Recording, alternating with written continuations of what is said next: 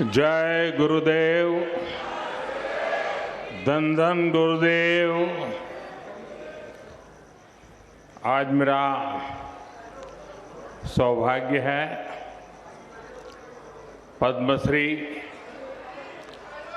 संत निरंदास जी महाराज के आशीर्वाद प्राप्त करने का अवसर मिला है। डेरा सच्चखंड बल्ला के ट्रस्टी बरिंदर दास जी, हरदेव राम जी, कोऑर्डिनेटर अविनाश चंद्रा जी, सभी पूज्य संतगण, देश के अलग अलग हिस्सों से आए सभी श्रद्धालु, मेरे पंजाब के भाई और बहनों, मैं पंजाब दी इस धरती नू नमन करदा हां।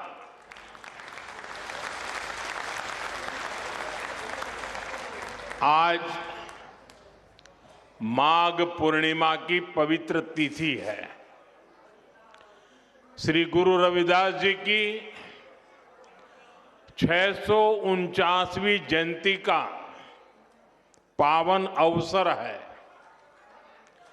इस पुण्य पर्व पर मुझे आप सबके बीच आने का सौभाग्य मिला है। मैं इस पवित्र मंच से श्री गुरु रविदास जी को प्रणाम करता हूं। मैं आप सभी को और सभी देशवासियों को संत रविदास जयंती और माघ पूर्णिमा की शुभकामनाएं देता हूं। भाइयों बहनों, आप सभी जानते हैं मेरा रिश्ता श्री गुरु रविदास जी की जन्मभूमि काशी से है। काशी के लोगों ने मुझे आशीर्वाद दिए और सांसद के रूप में काशी की सेवा करने का भी सौभाग्य मिला। काशी का सिर गोवर्धनपुर करोड़ों अनुयायियों के लिए तीर्थ भूमि है। काशी के वो घाट जहां संत रविदास जी की शिक्षाएं प्रकट हुई थी, वहां मां गंगा की वो धारा है जिसको साक्षी करके गुरु रविदास जी ने कहा था, मन चंगा तो कठौती में गंगा। हम सभी इनसे बहुत प्रेरणा पाते हैं और मैं जब भी सिर गोवर्धनपुर जाता हूं, बड़ी संख्या में मुझे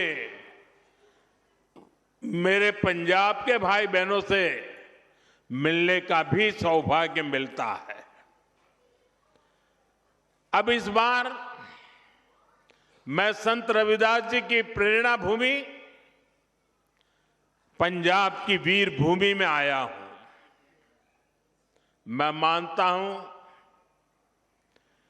ये सिर्फ गुरु रविदास जी की ही इच्छा है और मेरा बहुत सौभाग्य है। मैं इस आयोजन में मुझे निमंत्रित करने के लिए डेरा सचखंड बल्ला का आभार व्यक्त करता हूं, प्रणाम करते हुए अभिनंदन करता हूं। संत श्री पिपलदास जी, संत श्री सरवनदास जी और इस परंपरा के ऐसे सभी संत जिनके प्रयासों से श्री गुरु रविदास जी के विचार जन जन तक पहुंचे हैं। मैं उन सभी संतों को भी श्रद्धापूर्वक प्रणाम करता हूं।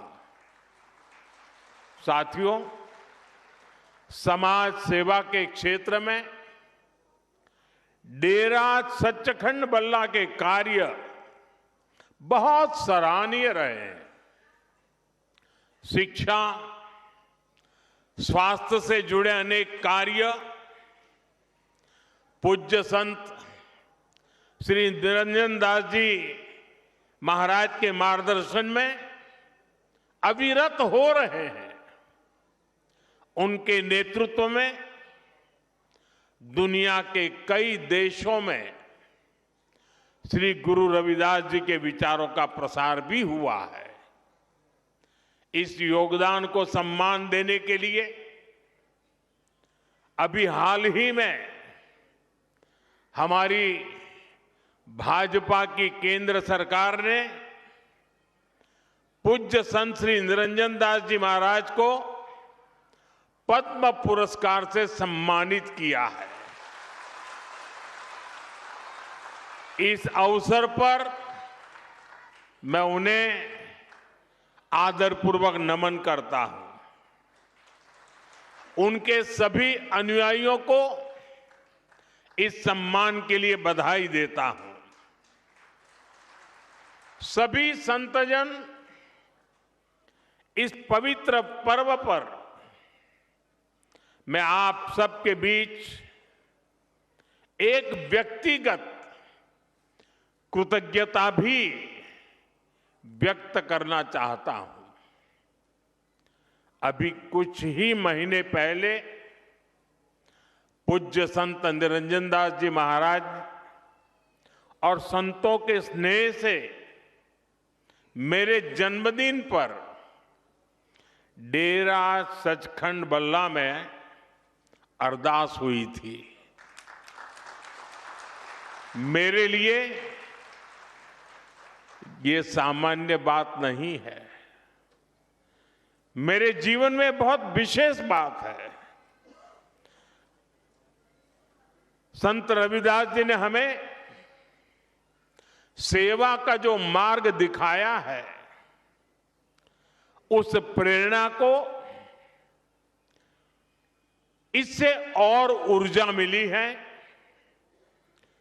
मैं इस स्नेह के लिए आप सभी का हृदय से बहुत बहुत धन्यवाद करता हूं। साथियों, आज मुझे एक और बात की भी खुशी है। अब से थोड़ी देर पहले ही संत रविदास जी के नाम पर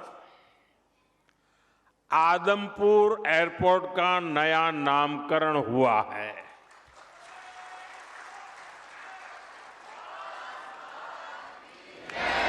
आदमपुर एयरपोर्ट को अब श्री गुरु रविदास जी महाराज जी एयरपोर्ट के नाम से जाना जाएगा।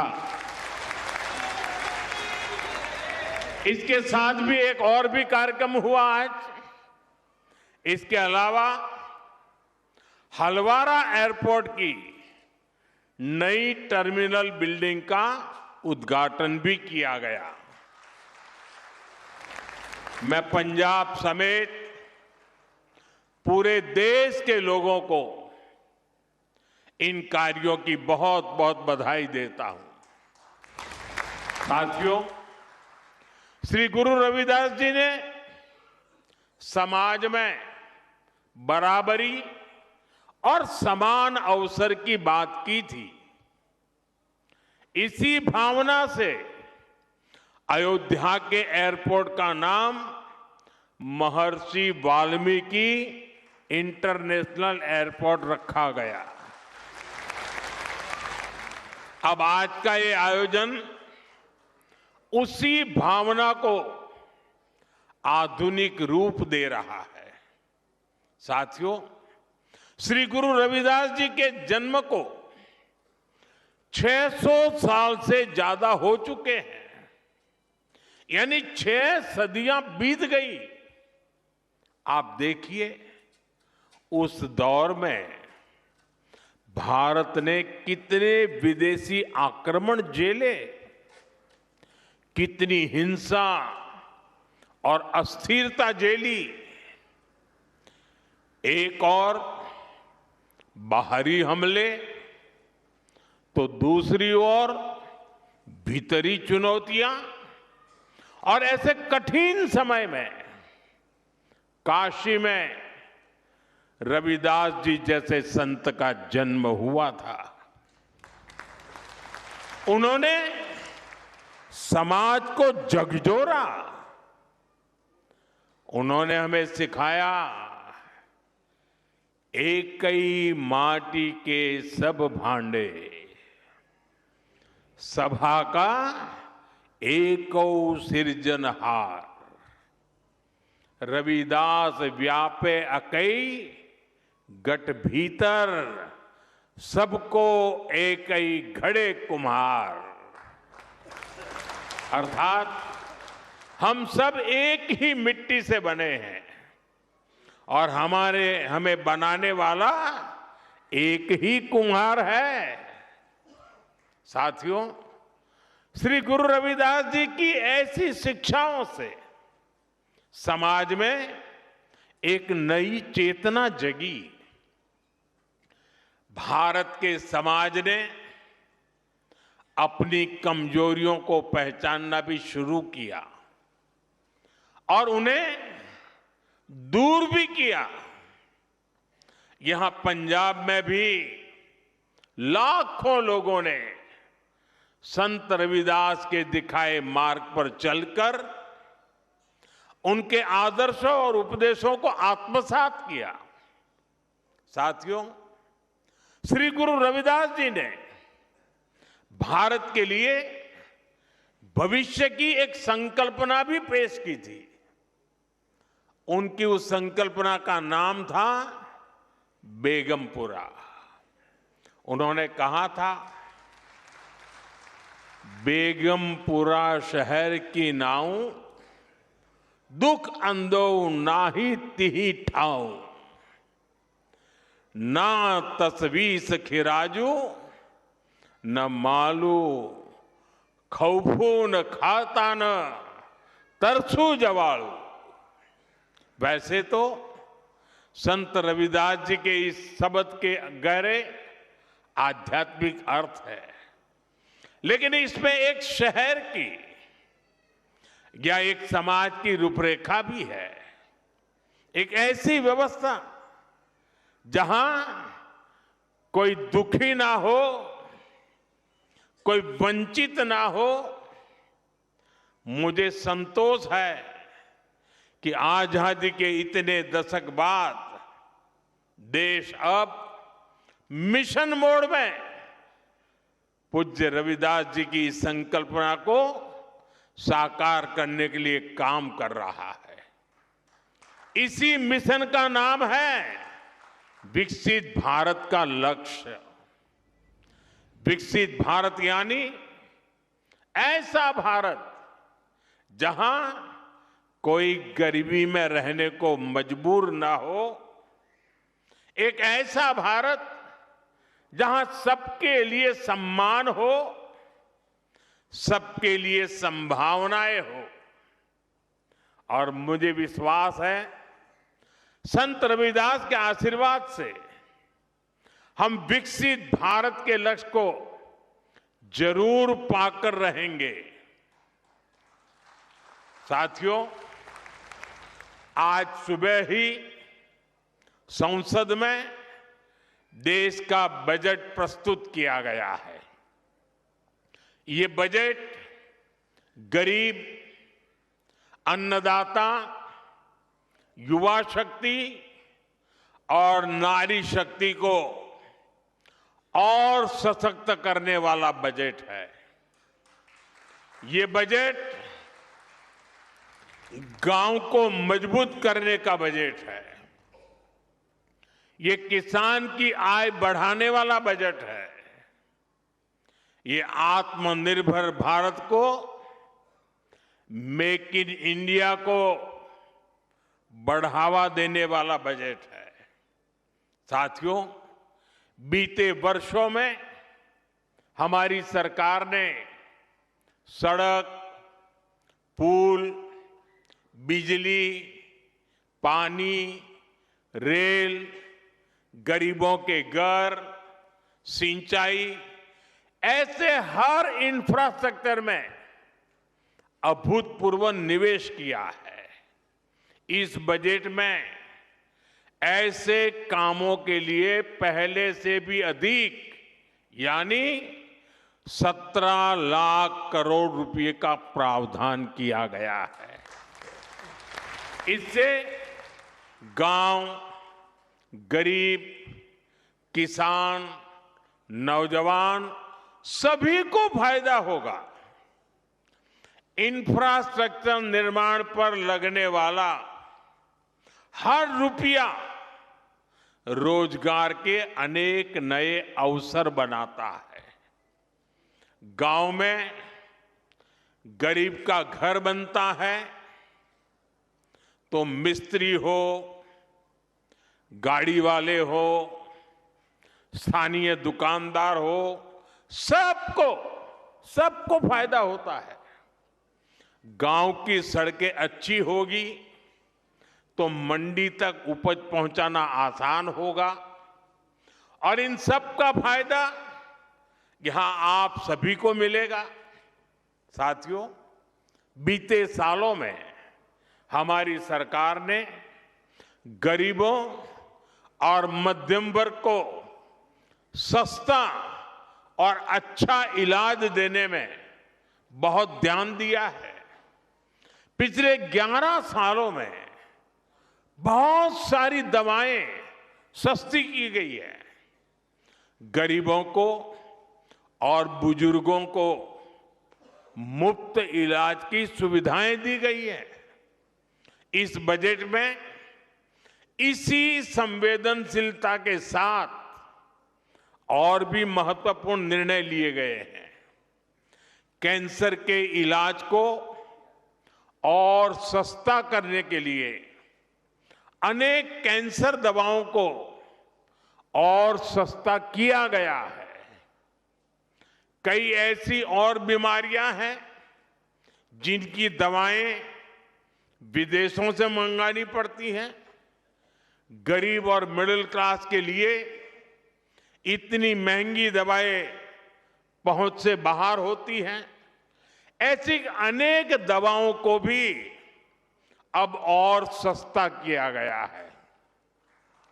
साथियों, इस बजट का बहुत अधिक फोकस जालंधर, लुधियाना, होशियारपुर जैसे देश के अनेक शहरों को विकास का बड़ा केंद्र बनाने पर है। ऐसे शहरों के विकास के लिए बहुत बड़े प्रावधान किए गए हैं।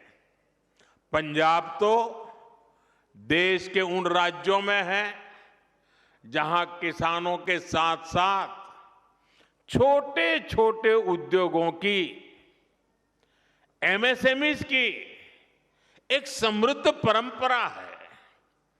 देश के एमएसएमईज को बीते वर्षों में लाखों करोड़ की मदद दी गई है।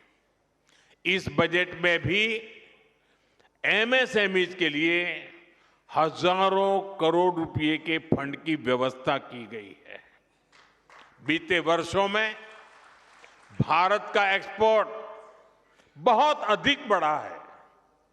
इस बजट में भी निर्यातकों के लिए, एक्सपोर्टर के लिए अनेक बड़ी घोषणाएं की गई है। साथियों, भारत अब दुनिया के बड़े कपड़ा और वस्त्र निर्यातकों में से एक बन रहा है। इसलिए इस बजट में टेक्सटाइल सेक्टर के लिए, हमारे बुनकर भाई बहनों के लिए भी अनेक घोषणाएं हुई है।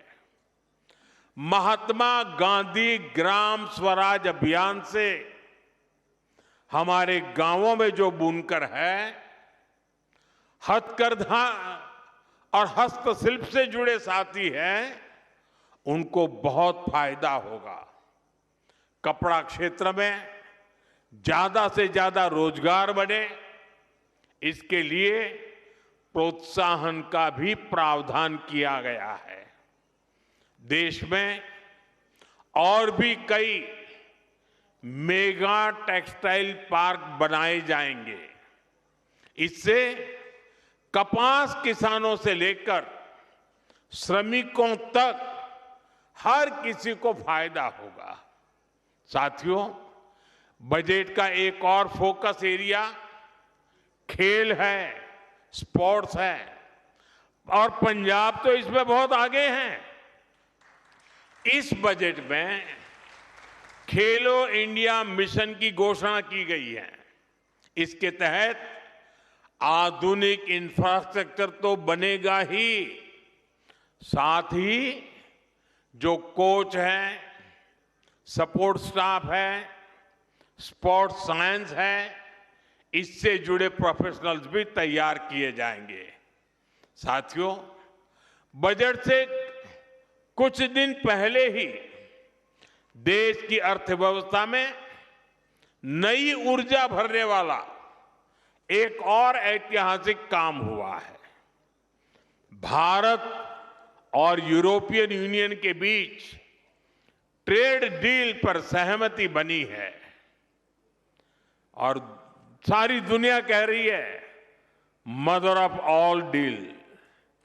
आज पूरी दुनिया में हर तरफ इसकी बड़ी चर्चा है। इस ट्रेड डील के बाद यूरोप के 27 देशों के साथ हमारा व्यापार खूब फलेगा फूलेगा। अब हमें वहां सामान भेजने के लिए टैक्स ना के बराबर देना पड़ेगा। हमारे पंजाब की पहचान तो यहां के मेहनती लोगों से है, यहां के किसानों से है। पंजाब को स्किल्ड युवाओं के लिए जाना जाता है। ट्रेड डील से हमारे पंजाब के भाई बहनों को बहुत फायदा होने वाला है। यहां जालंधर, लुधियाना और अमृतसर में कपड़ा उद्योग से लाखों लोग जुड़े हैं। अब पंजाब के टेक्सटाइल सेक्टर को नए और बड़े बाजार मिलेंगे। 27 देश खुल गए हैं। यहां जो कपड़े तैयार होंगे वो यूरोप के बड़े बड़े बाजार में बिकने के लिए जाएंगे और उन पर टैक्स भी न के बराबर होगा। इसका मतलब है पंजाब की फैक्ट्रियों में ऑर्डर बढ़ेंगे, फैक्ट्रियों में काम बढ़ेगा। इससे डिजाइन, प्रोडक्शन जैसे दूसरे फील्ड में भी रोजगार बढ़ेंगे। साथियों, हमारा ये जालंधर स्पोर्ट्स से जुड़े सामानों के लिए, स्पोर्ट्स गुड्स के लिए विश्व प्रसिद्ध है। यूरोपियन यूनियन से हुई ट्रेड डील के बाद जालंधर और आसपास के इलाकों में स्पोर्ट्स के सामानों की मैन्युफैक्चरिंग बढ़ जाएगी। इसके साथ ब्रांडिंग, पैकेजिंग और लॉजिस्टिक में भी रोजगार बढ़ेगा। आज जो बजट प्रस्तुत हुआ है उससे भी जालंधर के स्पोर्ट्स गुड्स सेक्टर को बहुत मदद मिलेगी। साथियों, पंजाब खाद्यान्न के उत्पाद में भी आगे है। ट्रेड डील से हमारे प्रोसेस्ड फूड और आसानी से यूरोप के मार्केट तक पहुंचेंगे। इससे मोगा, फिरोजपुर, होशियारपुर और बठिंडा जैसे इलाकों में किसानों को बहुत फायदा मिलेगा। ये व्यापार समझौता पंजाब के युवाओं के लिए, किसानों के लिए बहुत बड़ा अवसर लेकर आया है और मुझे विश्वास है श्री गुरु रविदास जी के आशीर्वाद से आप सभी को इसका भरपूर लाभ मिलेगा। साथियों, इस अवसर पर मैं अपने देश के उद्यमियों, मैन्युफैक्चरर्स और प्रोडक्शन से जुड़े सभी लोगों से एक अपील करना चाहता हूं। हमें अपने प्रोडक्ट की क्वालिटी पर बहुत जोर देना होगा। हमारे उत्पाद जहां भी जाएंगे उन पर भारत की छाप होगी। हमें अपने प्रोडक्ट्स को ऐसा बनाना होगा कि वो जिस मार्केट में जाए वहां के नागरिकों का दिल जीत लें। हमें ध्यान रखना होगा कि प्रोडक्शन क्वालिटी पर कोई समझौता ना हो। उसकी डिजाइनिंग, पैकेजिंग सबसे बेहतर हो। हमारे प्रोडक्ट वहां के नागरिकों की जरूरत के हिसाब से हो और लोगों को लगे कि अगर ये सामान भारत में बना है तो ये वैल्यू फॉर मनी है। आज ग्लोबल मार्केट में कंपटीशन बहुत ज्यादा है। अगर हम क्वालिटी प्रोडक्ट नहीं बनाएंगे तो हमारी जगह कोई और ले लेगा, फिर यह अवसर हमारे हाथ से निकल जाएगा। हमें ये अवसर नहीं जाने देना है। एक समय था जब भारतीय प्रोडक्ट्स अपनी क्वालिटी की वजह से जाने जाते थे, लेकिन गुलामी के लंबे कालखंड में इस पहचान को मिटाने का प्रयास हुआ। हमें भारत की उसी पहचान को फिर से स्थापित करना है। हमें पूरी ताकत लगानी है कि हम अपने प्रोडक्ट की क्वालिटी ज्यादा से ज्यादा बढ़ाएं ताकि हम उस मार्केट के रूप में स्थायी जगह बना सके, लोगों का दिल जीत सके। क्वालिटी ही भारत में बने प्रोडक्ट की सबसे बड़ी ब्रांडिंग होगी। तभी हम वहां के मार्केट में मजबूत पकड़ बना पाएंगे। साथियों, श्री गुरु रविदास जी ने हमें उपदेश किया है, श्रम कऊ ईसर जानी कई, जऊ पूजही दिन रैन। रविदास तिही ही संसार मह सदा मिलही सुख चैन। अर्थात जो श्रम को ईश्वर मानकर उसकी पूजा करता है वो हमेशा सुखी रहता है। इसलिए आज देश श्रम की पूजा कर रहा है। आज खेतों में पसीना बहाने वाले किसान के लिए किसान सम्मान निधि मिल रही है। यहां पंजाब के किसानों को भी पीएम किसान सम्मान निधि के 6,000 करोड़ रुपए से अधिक मिले हैं। आज श्रमिक वर्ग को नए कानून बनाकर उसके अधिकार दिलाए जा रहे हैं। हमारी सरकार गुरु रविदास जी के विचारों को निरंतर आगे बढ़ा रही है। जैसे अब संत रविदास जयंती का राष्ट्रीय स्तर पर आयोजन होने लगा है। कई राज्यों ने इसे आधिकारिक मान्यता दी है। उनकी स्मृति से जुड़े स्थलों पर फोकस किया गया है। पिछले कुछ वर्षों में काशी के सीर गोवर्धनपुर में हुए प्रयास इसी दिशा में ठोस कदम है। मध्य प्रदेश के सागर में श्री गुरु रविदास जी का मंदिर और संग्रहालय बन रहा है और मुझे ही उसका शिलान्यास करने का सौभाग्य मिला था। मुझे भरोसा है इन प्रयासों के जरिए हम अपने समाज की नींव को लगातार मजबूत करते रहेंगे। इसी विश्वास के साथ मैं एक बार फिर आप सभी को श्री गुरु रविदास जी की जन्म जयंती की शुभकामनाएं देता हूं। सभी पूज्य संतों को प्रणाम करता हूं। जो बोले सो निर्भय, जो बोले सो निर्भय, जो बोले सो निर्भय। श्री गुरु रविदास जी महाराज की जय।